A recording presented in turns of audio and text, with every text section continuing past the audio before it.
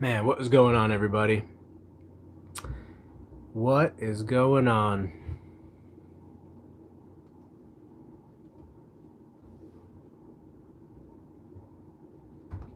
So we are Brookless today.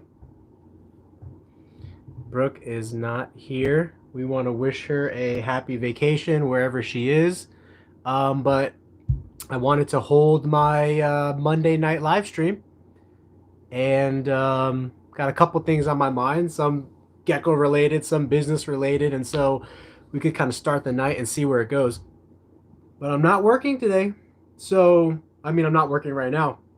So that means that I can look and answer the questions and not get behind. And I'm keep me honest, keep me up to date because Brooke's not here to make sure I don't ramble on like I normally do.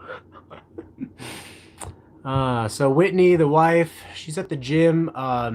Shout out to her. She's been amazing, helping me cleaning all the geckos and stuff. I think she put in 8 out. Whitney put in 8 hours of work last weekend, and then probably this past weekend she's put in at least another 12. So she's been phenomenal. What is up, Esteban J? Thank you so much. That's the first super chat in a while. So I just want to thank you for pushing that and motivating that on. Critical hit emoji. I like that.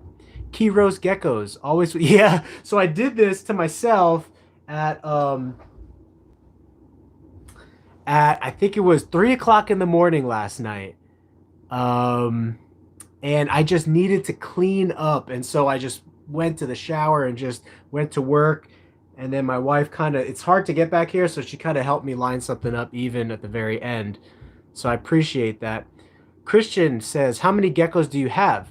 Christian, funny. I was just marking stuff down right now and business planning as far as how big I want this business to get.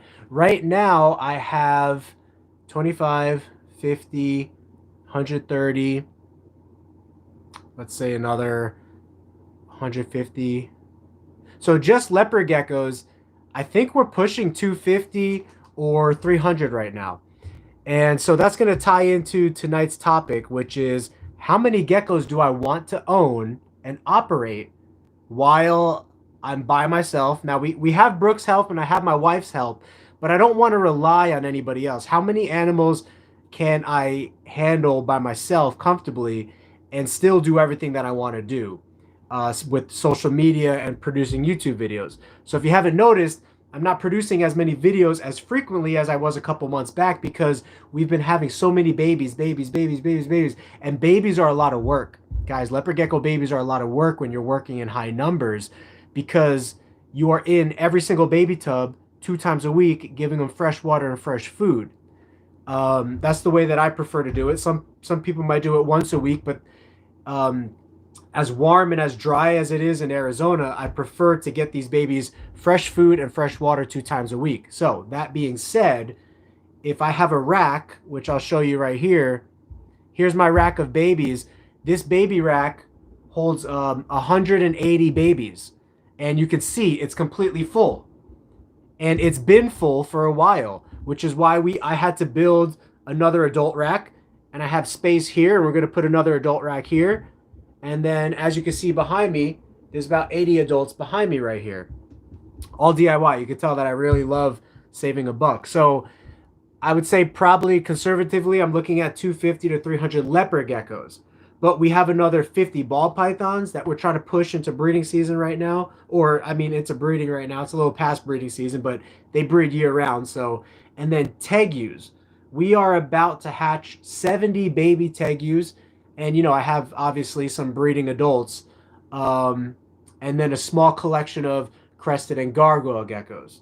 So, all in all, animal-wise, we're probably looking at like 500 animals or something.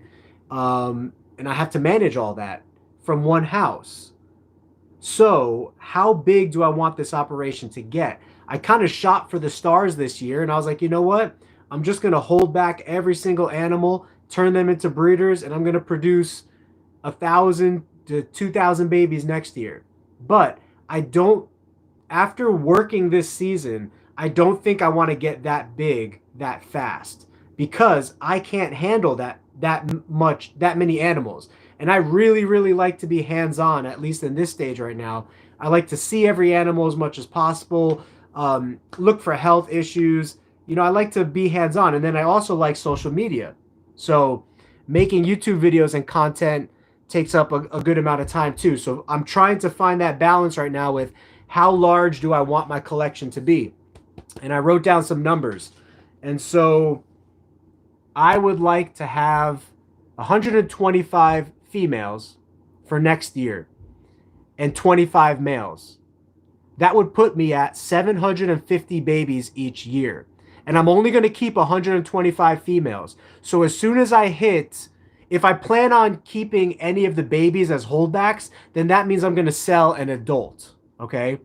So I only want to keep 125 females total right now while I'm operating under this roof. 25 males.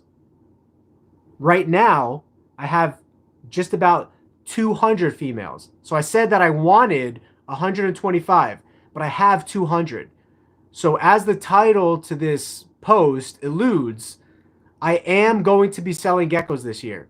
I know I told everybody that I would not sell geckos this year, but sometimes you have to make decisions on the fly, and the operation is getting too large for me to handle comfortably in the midst of everything else that I want to accomplish and do for the reptile business. So that being said, I am going to be downsizing and going through this room this week.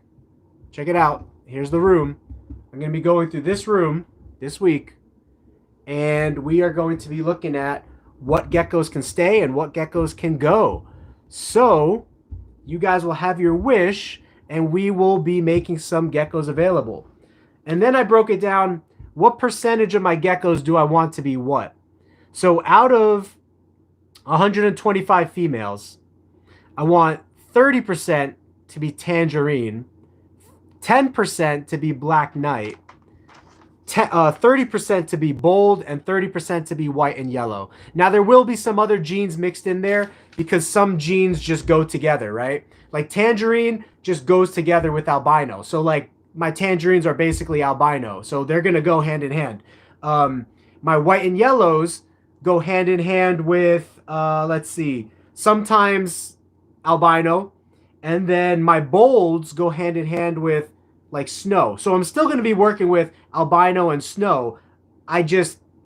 What I put on the list was the basic percentage of the foundation of what I want to work with. Oh man, I was about to go into a whole rant of why it's a good idea to work with foundation morphs. So I'll touch on that real quick. Tangerine is a foundation morph. Bold stripe is a foundation morph. And white and yellow is a foundation morph. Why do you want to continue to enhance your foundation morphs? Is because when your foundation morphs are top of the line, the best of the best, then you will produce the best combination morphs. So a clown, which is a morph that everybody really, really likes, is basically comprised of clean white and yellow genetics. It doesn't have the white and yellow gene, but white and yellow genetics produces some really clean hypo, high yellow, emerine geckos, like greenish geckos. So it comprises of the white and yellow and the emerine project combined with tangerine project combined with bold project. So that's why if you want to start combining snow and albino, tangerine and white and yellow, bold stripe, and what goes good with bold stripe? Let's see. Bold stripe kind of goes good on its own. Bold stripe and white and yellow do go good together in a way. Like it kind of lightens up the bold stripe, but it brings in like green colors and stuff. So if you want to work a bold and an emerine project, what you'll want to do is grab the best of the bolds and start your own bold projects. You'll want to grab the best of the white and yellows and start your own white and yellow project and then combine the two. Same with if you want to make a clown, my suggestion is to start a tangerine breeding operation. Just tangerine, because that's one of the elements of clown. Then you'll want to start a bold project, just bolds, because that's one of the elements of clown. Then you'll want to combine the two, and now you'll have your own clowns. You see? Instead of just buying a clown, but now you're stuck with only having the ability to reproduce those genetics on a very low scale because you only have like one breeder or a couple of breeders. If you have a ton of high quality tangerine breeders and a ton of high quality bold stripe or bold breeders, now you have a ton of geckos that can create clown, basically, you know? I went off on a rant. Y'all didn't stop me. Brooke's not here to stop me. What's up, Gabriel? Can I see how the leopard gecko with spots is turning out? Yeah, so I'll show off some leopard geckos here in a minute. Let me just get caught up with questions real quick, Esteban. Actually, I'll grab one real fast because I know where one is. So this is an eclipse leopard gecko. Eclipse leopard geckos are known for being very spotty. So you can really see how spotty this eclipse leopard gecko is. I'll see you, Chameleones. Good night, my man. Thank you for the $5 donation. Super chat. I am curious to see who I'm going to sell as well. You know, I'm really going to have to strategize the geckos that I hold back. And there's tons of babies that I want to hold back. But in reality, those babies might not be breeders for me next year. So let's say I hold back 100 babies, and let's say they have a really bad breeding year for me next year because it's their first year. Some might have a good year, some might have a bad year, but I might not produce 750 babies. I might only produce like 500 or 400, which is okay. That's plenty for me because I'm working with other streams of revenue. So talking about business, if you want to have a business, you could focus and put all your eggs in one basket. And that was something I considered. Do I want to put all my eggs in the leopard gecko basket? Obviously, leopard geckos is like my forte. It's like my niche. It's like the thing that I'm most known for. But I have a few other projects and streams of revenue that I plan to bring money to the business so that if any one stream is doing bad 1 year or just completely crashes, you're protected by other streams of revenue. So I'll tell you my streams of revenue. That way you can think of what you might want to do for your streams of revenue. But leopard geckos is like one of my top streams of revenue. Dubia roaches, which you can see right there. Right there. I am a dubia roach breeder, and I am cultivating and developing good relationships with shops in my area right now. I'm selling to local individuals, and then eventually I'll be able to ship dubia roaches as well. Dubia roaches is a great source of revenue because even if the reptile market crashes and no one is buying reptiles, and that's a big if because I don't see that happening anytime soon. It's actually growing. But if the reptile market crashes, all the people that own reptiles still need to feed their current reptiles. And so if I don't sell any leopard geckos that year when the market crashes, I could still sell thousands of dollars a month of dubia roaches. So ball pythons, we're working some very specific ball python projects. Whoa, the gecko just jumped right now onto the table. We are working the puzzle project. There, I let you in on the secret. But there's so much to do with puzzle. So much. It's just at the beginning stages of its potential right now. So that's why when my business partner came in, I was like, hey, let's invest in puzzle because I think that the money that we put into puzzle now is going to multiply us more in the long run and set us up to be known for something rather than jumping into projects that are very, very saturated already. So that was the business mindset behind that.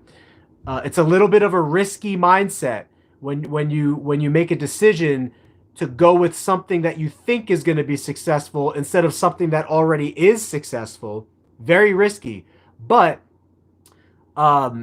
the company is backed up by all of these other streams of revenue. So again, even if the ball python stream fails, I don't foresee this happening, but even if the puzzle project tanks and winds up becoming nothing, and I don't foresee that happening, but even if it does, I have so many other streams of revenue to protect the company from going bankrupt. Hope that makes sense. But ever going into different geckos. So actually, Kevin, we are going to get big into crested geckos. That is something that you're going to see more of soon. We are going to be releasing lots and lots of high quality baby up to juvenile crested geckos, because we also work with crested geckos. And that's one of the reasons why I wanted to sell my bearded dragon, my 3 Savannah monitors, and my 7 ribbon snakes. I just downsized. You guys might have saw that I posted that recently. The reason I downsized is because the room that all of those bearded, the room that all of those species were in, and the time that it was taking from me, I turned it into a tropical room. Now that room, little by little, is being converted into completely a crested and a gargoyle gecko room. So you're going to see over the next couple weeks, I'm going to be, if things go according to plan, I'm going to be selling lots and lots of high quality crested geckos and potentially gargoyle geckos. And you're going to be seeing that here shortly. So crested geckos, gargoyle geckos, we work with Tegus. We're about to hatch 70 baby Tegus right now. Leopard geckos, I'm going to be doing an inventory check this week. And we're probably going to be releasing, don't hold me to this because I'm a hoarder when it comes to reptiles. But if I stick to the plan of what I'm trying to do right here and only have 125 females, we're going to be releasing dozens of leopard geckos. Dozens, okay? I don't know about the Lemon Frost project yet. I'm a little bit on the fence. So maybe you guys could tell me your thoughts about that, because I really wanted to study the project. You know what I mean? But I might wind up releasing select amounts of the project to people, because we're approaching about 40 Lemon Frost project geckos right now, and they're all doing great. They're all healthy, and you know, I should pull out my the mail that I have over here so you guys can see. But it's not a project that necessarily you want like a beginner getting into, because you want to know what you're getting into if you're breeding the Lemon Frost. You want to know that it's a line that for some reason, for some genetic reason, has some errors in its genetic code that makes it more prone to producing skin tumors.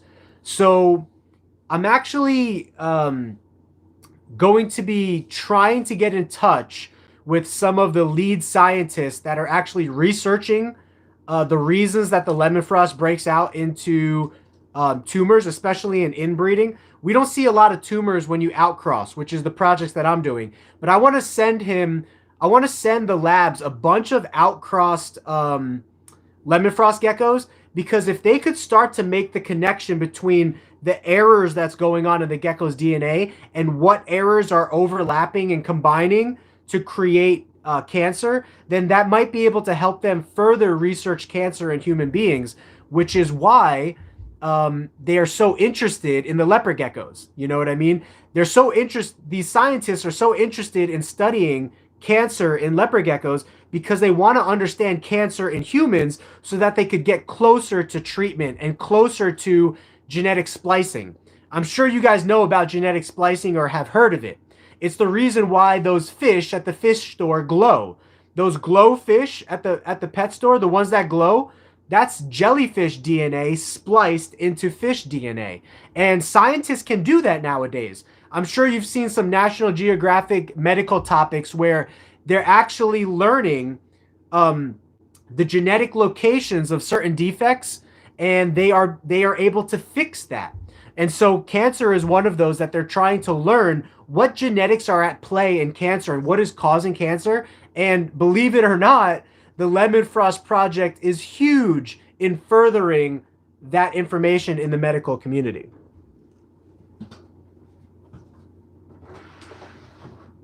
So The original lemon frosts that were studied a couple of years back by UCLA here in America, they were heavily inbred leopard geckos.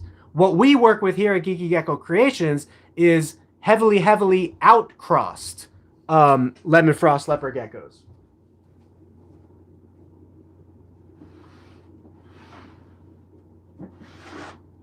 So let me show you the I don't know how old this guy is. Let me get an age check on this guy real quick. But I'm going to show you the very first Generation 4 Lemon Frost Turkmenicus that we hatched out this year. The first that we hatched, you know. I know that there's other breeders working on the project. I think we're probably like one of the breeders that might be like more heavily into it, because I really wanted to work it and try to understand what's going on in the DNA of the gecko. So let's look at this. Let me see when this guy was born, and you can see how fast they grow and how big they get. I got him right here in the little tub, so hang tight. I'm going to show him to you. I just want to see what his hatch date was while my computer is loading. Hatch date was February. So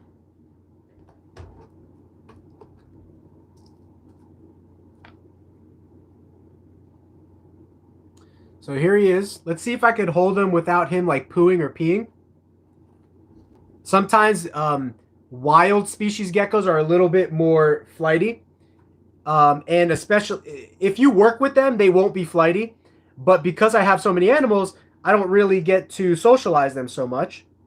So I had this guy out yesterday, and he was a little screamy, a little flighty. But as you can see, not so bad. So this is a Generation 4 Lemon Frost Turkmenicus cross. It has 93.75% of its DNA is Turkmenicus, and only 6.25% of his DNA, or her DNA, is lemon frost. But it's still a lemon frost. You can see the mutation is still here. So what I would like to do is like give skin tissue samples and whatnot to the same lab that studied the inbred versions of these geckos, and let them look at the gecko's DNA and to see if they can find the areas of the genetic code, the DNA, that are different between these outcrosses and the ones that they received way back, which were heavily inbred ones. So here's a little baby, Generation 4, just about 94% Turkmenicus blood. Now, why is that important? Why is outbreeding important? Because the macularis genetics, the macularis DNA, is the DNA that the original error happened in. And so when you outcross it to Turkmenicus DNA, now you stand a chance of rewriting the genetic code and overplacing where those errors are, overplacing it with valid or good genetics to hopefully either not produce the tumors and or find out what is different about this gecko's genetic code from the original lemon frost genetic code, so that they could further track that in human beings and cancer patients. Because, you know, cancer is one of those, you know, illnesses right now that's it's very hard to treat. But just like they're doing with genetic splicing right now, some illnesses are being treated by genetic splicing, by literally cutting out the erroneous parts of the illness DNA in that person's system and replacing it with good DNA. So that's essentially what we're trying to do by outcrossing with the lemon frost. But even if that doesn't completely work, I still think that these guys are a great research tool for cancer development and knowledge for the medical community. Because now the same genetic error, or one of the same genetic errors locations that is in this gecko's DNA that makes it prone to possibly produce cancerous pigment is also known in zebrafish and human beings. So now they have 3 different species where this one location in the species DNA, humans, geckos, and zebrafish, all have errors in it, and those errors are seemingly causing cancer production. Now, there's also other errors in the gecko's DNA or in the zebrafish DNA that, based on the research, I believe are also at play. You know, often in genetics, it's not just one location that is causing an effect. It's multiple locations. So by giving skin tissue or donating some of these guys to the further development of cancer research, we could see they could look at the genetic code of this animal and look at the genetic code of the original lemon frost and see what's different, and then begin testing and researching and splicing and cutting out and replacing to try to see if that makes a difference. So I probably won't get into Leachianuses though. They're a bit oh man, I love leechies. When I held them, they're great, but I just think right now, space-wise and everything, no. I do take Cash App, PayPal, Venmo, Zelle, and Cash, of course, if I see you in person. I feel you with having so many geckos. I'm focusing on quality over quantity. It was a handful. Yeah, one of the reasons I was building up quantity along with quality is because I wanted to protect myself. Okay, because I wasn't selling roaches more until now. Like now I have the collection to sell the roaches. Before, the collection of roaches was growing. But now that I have these other streams of revenue, I can afford to let go of some geckos. Whereas if I didn't have these other streams of revenue, I would be keeping more geckos because that would be my financial income, incoming revenue. But I have Tegus now that just produced. I have roaches that are producing, leopard geckos that are producing, and now crested geckos. The ball pythons are on the back burner for now because they're we're going to be holding back a lot of ball pythons because it's such a new project, the puzzle project, that I think that's the best move for us right now. So I'm not planning on making any money off the ball pythons. We spent 40 grand on ball pythons, and I don't plan to make any money off them for the next 2 to 3 years. That's an investment. But in 2 to 3 years, there could be hundreds of thousands of dollars coming from that $40,000 investment if you hold back and do it right. So let's put ball pythons out of the equation because I'm probably not going to be selling many ball pythons. Actually, I am going to have some for sale that aren't related to the puzzle project. It was just like my first breeding, like a test breeding kind of thing, But even then, I did breed a puzzle male to her later, so if her babies come out looking like they might be het puzzle, I'm going to be keeping all those babies.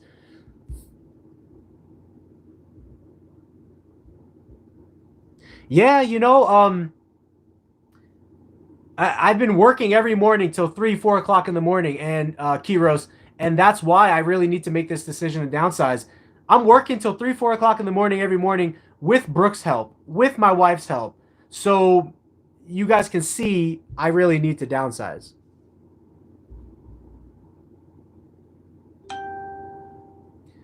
So Gabriel, funny that you asked that. I just made a YouTube video on making the racks that we have here.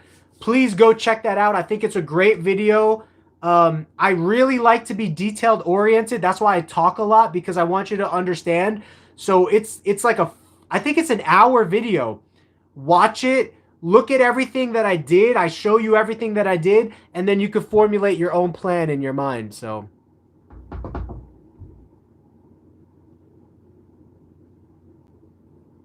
yeah, sometimes PetSmart does have, skinny, malnourished geckos. Um, it's, I don't want to say all PetSmarts are like that, but when you work when you work in any large chain, forget about PetSmart. When you work in any large chain and the employees are not necessarily specifically knowledged people for those species, not all the time, that could be a remedy for disaster, But I think PetSmart and Petco have come a long way. All the PetSmart and Petcos in my area, when I go in there now, I can see that the care requirements are met. Now, that being said, the heat and all that is met, but what about how well the employees are doing, Could they keep track of that a little bit better? The answer is probably, most businesses can do better, so yeah, it's sad when you see geckos that are malnourished and kind of like on their way to dying. But also, Jacob, know this. I have geckos in my rack. I take care of my babies 2 times a week. Um, eh, uh, yeah, 2 times a week. So that's every 3 to 4 days. I'm getting eyes on my babies. Fresh water, fresh food, fresh humidity. That's a decent amount of time that I'm getting eyes on the baby. Even with that being said, some babies struggle more than other babies. Some babies don't eat as much. Some babies have weaker genetics. I had 2 babies on me this year just die, and 1 juvenile just die. This is something that happens. I don't know if there's a genetic term for it, but survival of the fittest, natural selection. Not every animal has the genetics to be healthy. That is no excuse for malnourished geckos that are mistreated. But when you go to PetSmart or Petco and you see geckos that are really, really skinny, like if only one of them is really, really skinny and all the other ones are okay, that one gecko might just have really weak genetics. And that one gecko might not survive, because of its weak genetics.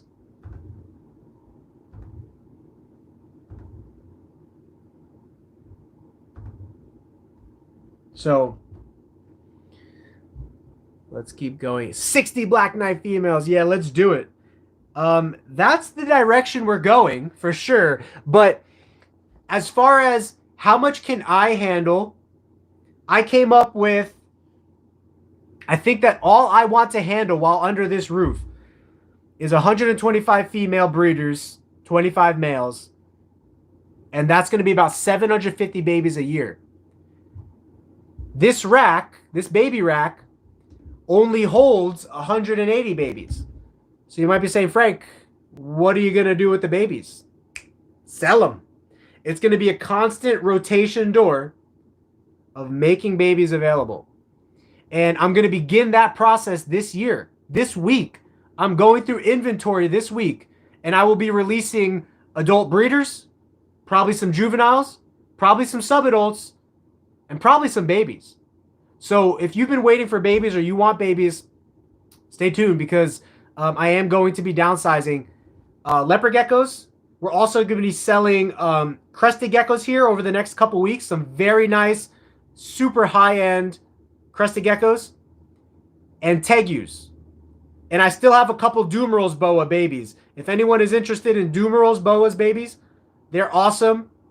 Boas are active. They're smart. They're calm. They don't bite. They're great. Great species. Dumerals boas are going for about $600 right now on Morph Market. If you see this video and you're interested in a Dumerals boa, $500 for you if you're interested. I know that's a lot of money, but it's less than Morph Market. So if you're interested in that, I'd probably do $500, maybe shipped to you. Maybe that's $50 credit that I'm giving you. Um, Let me know, because again, downsizing, right? I can't keep everything, even though I want to. I'm a hoarder, guys. I am a animal hoarder. But don't mistake that for lack of care, because all the geckos are very, very well cared for. Which is why I implored my wife's help and Brooke's help, because I am so adamant about how well the geckos are clean. Which is why I'm going in there 2 times a week to make sure they're clean, fed, and watered. That's a lot more than probably a lot of other people would do. So I only say that so that you know how much quality and attention that I put into the geckos, you know?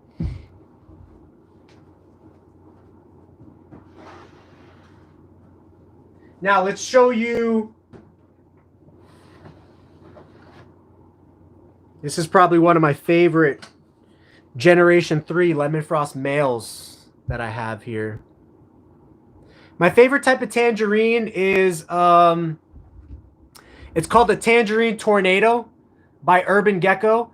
And I'm actually thinking of buying some from him and adding them to our collection so that we could take, it's kind of like a reddish orange, so we could take that reddish orange and mix it into our greenish orange lines to create an explosion of color. Yeah, Esteban, it's so funny. I was buying a whole bunch of gecko stuff from the dollar store, and the cashier and I were talking, and I showed her my Instagram for geckos, and guess which gecko caught her eye the most? It was the Generation 4 Frosty Turk Lemon Frost. So she liked that one the most. They have an outstanding look to them. See, so when I first used to handle these guys, because they were untamed, he would pee on me and sometimes poo. But I barely put any time into this guy, and look, he's perfectly fine now. Don't be grabbing them and stuff. Let them just sit on your hand like that, and they will be cool, calm, and collected. This is one of the Generation 3 Lemon Frost males that I picked up from a breeder to create our Generation 4 breeders. Okay? This gecko has one intensified yellow spot, which is right there. Other than that, this gecko has no other signs of tumor problems, and we don't even know if the one spot that's on his right side right here, we don't even know if that is a tumor. We don't even know if it's malignant or cancerous. All we know is that it's a bright spot, and in the past, bright spots have been linked to tumors growing in the lemon frost leopard gecko. But again, these are heavily outcrossed leopard geckos. So what we're seeing with the outcrossing is we're seeing a reduction of any bright pigmented cells, and we're not seeing any bumps so far. No bumps. That was one of the biggest issues with Lemon Frost Generation 1, the initial Lemon Frost founding. They created actual bumps. So that's why I'm going to be holding these guys back, researching them, studying them. Because as of right now, this little flat patch on his side cannot be called tumorous. It's like saying, okay, because I have a mole here, that's tumorous, right? Moles can be tumorous, but it doesn't mean they are tumorous. And that's similar with this little white patch on this guy right here. It's not a bump. It's not hard.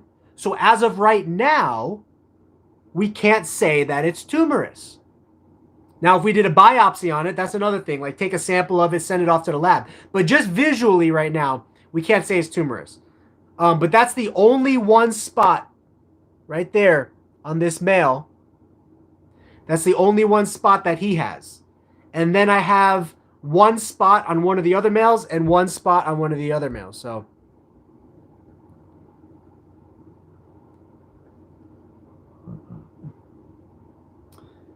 Another reason I want to downsize is because I want to make more videos. And some of the videos I'm going to make are how to grow on YouTube because there is a specific way to grow. In a nutshell, point number one, research on YouTube. How do I grow on YouTube? Because there's going to be a lot of points that help you. That's what I did.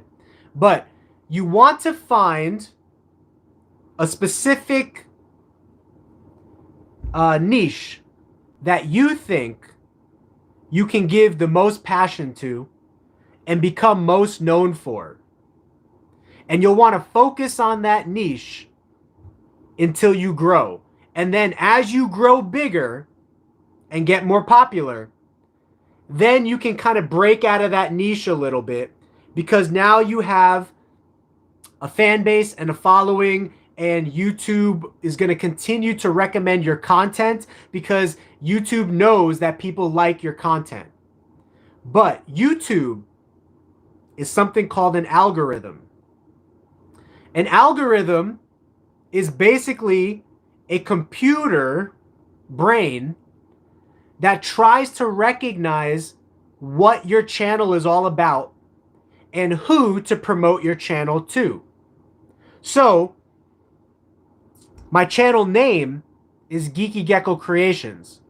All the description on my channel has to do with geckos, geckos, geckos. So YouTube knows, hey, people who are searching for gecko content, they might want to watch GeekyGeckoCreations videos. Let's recommend GeekyGeckoCreations to these people who are searching about geckos, and let's see if they watch his content. Let's see if they subscribe. Let's see if they like. Let's see if they comment. And if YouTube recognizes that people are doing all three of those things, YouTube will continue to promote your content more and more and more. That's one way to grow. That's one part of growth. Another part of growth is search engine optimization, which means that when you search for how to breed leopard geckos, you want to be in the top 5 videos on that list. The way that you get on that list is by growing your fan base and getting more likes and subscribers. But the way that you get more likes and subscribers is actually by picking names that are not as common but still searched. What do I mean by that? Each search term in YouTube has a certain score attached to it as far as how many people search that topic. The topic, how to breed leopard geckos, might be searched 2,000 times a month. And so if it's searched a lot, then that means the YouTube is going to promote the most popular content creators and relevant content creators on that search topic, because YouTube is going to benefit from the amount of time that people are watching. If something is not searched as much, like breeding geckos how to, notice what I did there. How to breed leopard geckos.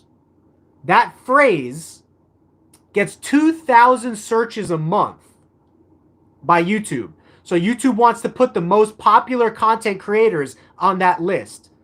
But topics such as breed leopard geckos how to, maybe that's only getting 20 searches a month. But as a young breeder, as a young YouTube creator, you are not going to get on the popular list. So it's better for you to create a title of your YouTube video to get on the less popular list. Because by getting on the top of the less popular list, you will get popular. And as you become popular, you will then get on the top of the popular list.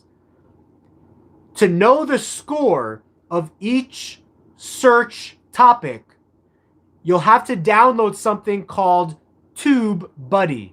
TubeBuddy synchronizes with YouTube, and it tells you your score and your rating as a content creator for different title names. So as a new creator, if I type into TubeBuddy how to breed leopard geckos, it might give me a really bad score because I'm a new content creator and YouTube is not going to blast me on that list. But if I put on there breed leopard geckos how to, it might give me a really good score because it says, hey, this is a really low searched topic. We want to test you out as a content creator. We're going to put you at the top of this list. We're going to give you a chance to grow and get onto the popular list. That is also how I grew this YouTube following fairly quickly for a year. But at the end of the day, content is king. You must be creating content that people want to see. How to breed leopard geckos, how to feed leopard geckos, how to handle leopard geckos, how to buy leopard geckos, how to know leopard gecko morphs. These are all topics that people want to know about. And you need to produce content about topics that people want to know about. Okay, so there's my little spiel on how to grow on YouTube. Thank you, Josh. I'm excited to make some geckos available for you guys.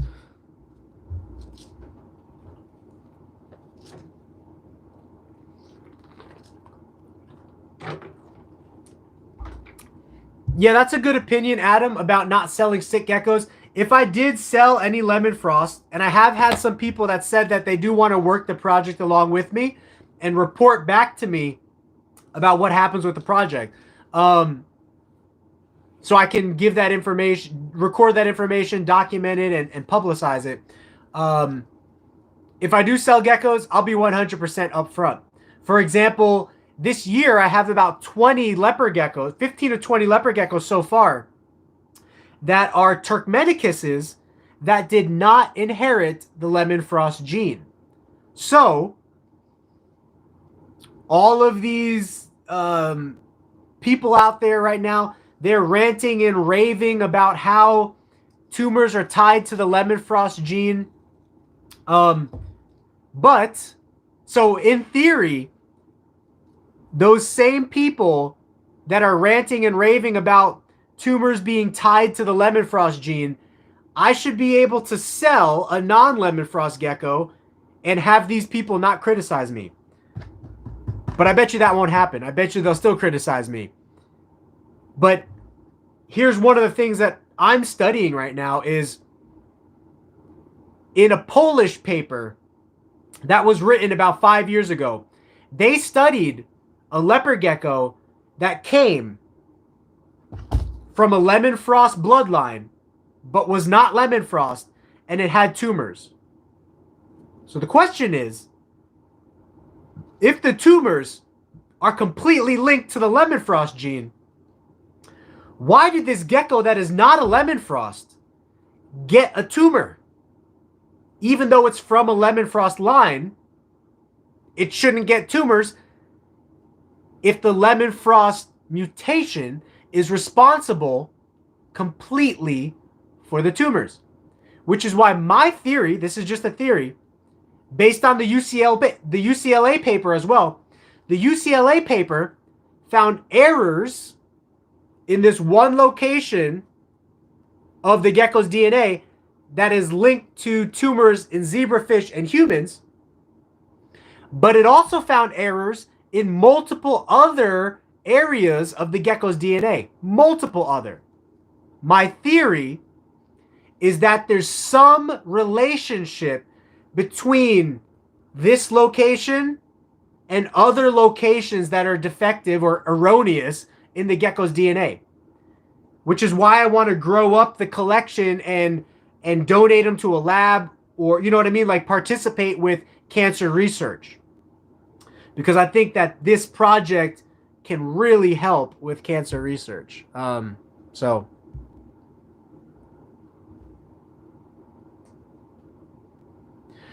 Squam, that's a good question about a correlation between your husbandry and production of animals. At the end of this season, I'm going to go through all my numbers and I'm going to reveal to you guys how many eggs were produced and how many eggs hatched.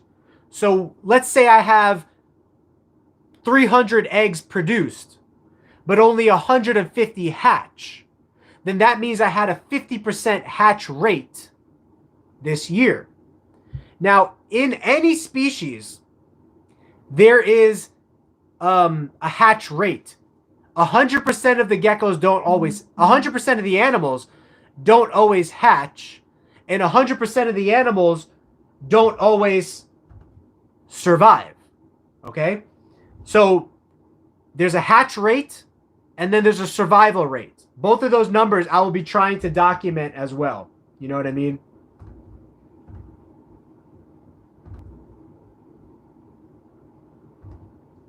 I'm keeping an eye on something right now. You guys give me 1 second. I will be back.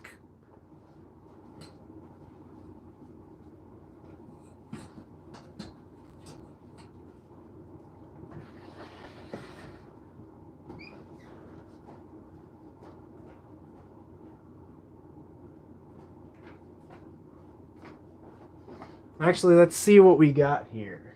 Let's see what we got here. I'm going to stay here with you guys, but I'm working on something real quick.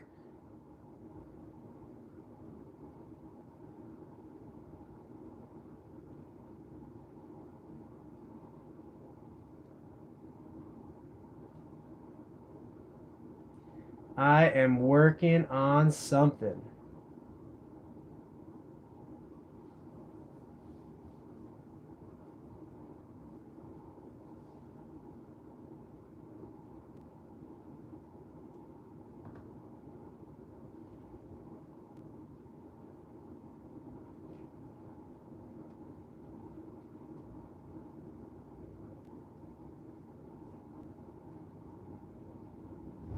Let me see here. I gotta grab. I'm sorry, guys. I'm working on something real quick. I'm gonna be right here. I just need to complete something reptile related, and then I'll talk to you about it.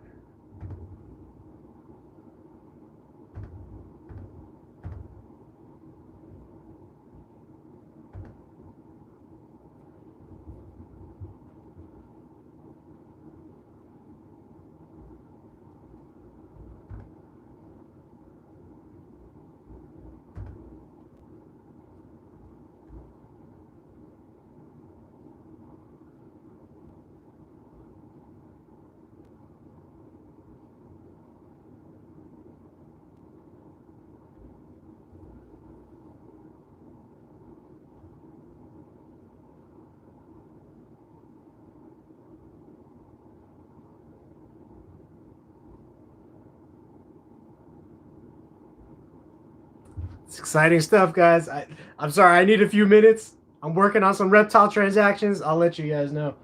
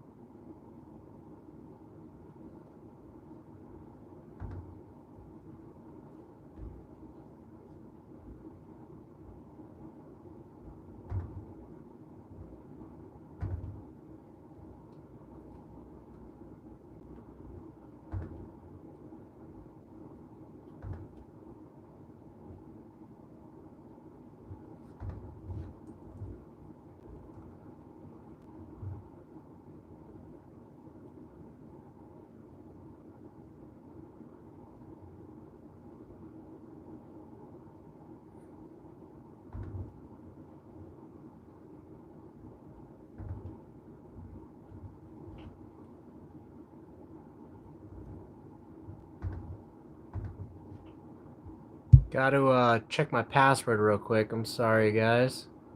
Let me see here. Ah.